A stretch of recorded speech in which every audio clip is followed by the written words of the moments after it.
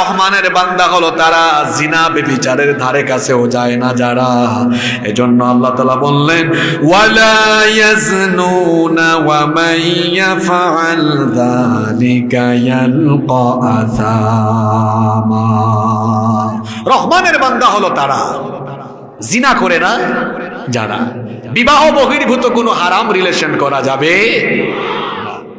যুবক ভাইদেরকে বলছি, মেয়েদের পিছনে ঘুরঘুর ঘুরঘুর করো না। এটা মেয়েদের পিছনে ঘুরঘুর করার বয়স নয়, এটা গফ আর বফের সময় না, জিএফ বিএফ বানানোর সময় না। এই সময় হলো নিজেকে চরিত্রবান বানানোর, এই সময় হলো আল্লাহর জমিনে আল্লাহর দ্বীন কায়েমের আন্দোলনে নিজেকে শামিল করার বয়স। এটা তামাশা করার বয়স নয়। আপনি কেন মেয়ের পিছনে ঘুরঘুর করবেন? নিজেকে এমন যোগ্যতায় নিয়ে যান, নিজের ক্যারিয়ারটাকে সমৃদ্ধ করেন, নামাজি হয়ে চরিত্রবান হন। আপনি মেয়েদের পিছনে ঘুরঘুর করা লাগবে না। গোটা হরিণা কুণ্ডু এবং ঝিনাইদহের সুন্দরী সুন্দরী মেয়ের বাপ চরিত্রবান আর ক্যারিয়ার ভালো হলে আপনার মতো চরিত্রবান, আপনার মতো প্রতিষ্ঠিত ছেলের পিছনে পিছনে ঘুরবে আপনার কাছে মেয়ে বিয়ে দেওয়ার জন্য। মেয়েদের পিছনে ঘুরঘুর করেন না, এটা লুচ্চা, অসভ্য, বদমাশ ছেলেদের কাজ। যত যুবকেরা এখানে এসেছেন, যুবকদেরকে আত্মমর্যাদা সম্পন্ন হতে হবে, ব্যক্তিত্ববান হতে হবে, রুচিশীল হতে হবে, ভদ্র হতে হবে, চরিত্রবান হতে হবে।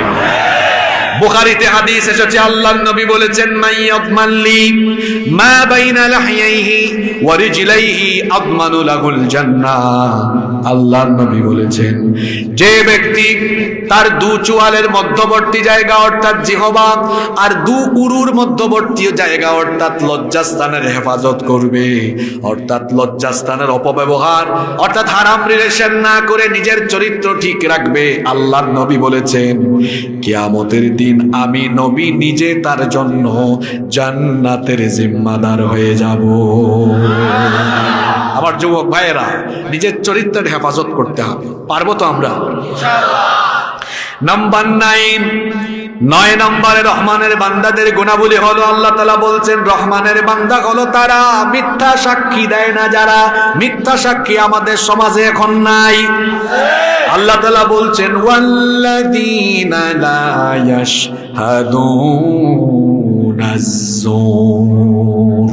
রহমানের বান্দা হলো তারা মিথ্যা সাক্ষী দেয় না যারা। খবরদার, টাকা পয়সা খায়া কিংবা কারো চাপে পড়ে জীবন থাকতে মিথ্যা সাক্ষী দিয়েন না। মিথ্যা সাক্ষী যদি দেন, মিথ্যাবাদী হয়ে আপনি মারা যাবেন। মিথ্যাবাদীদের উপরে লানত দিয়েছেন কে? আল্লাহ তাআলা কোরআনে বলেছেন লানাতুল্লাহি আলাল কাযিবিন। মিথ্যাবাদীদের উপরে আল্লাহর লানত। মিথ্যা সাক্ষ্য দিতে দিতে দিতে দিতে দিতে দিতে এখন মুসলমান এত নিচে নেমে গিয়েছে, কোরআনের মুফাসসিরদের বিরুদ্ধেও মিথ্যা সাক্ষ্য দিয়ে মানুষ নিচে নেমেছে।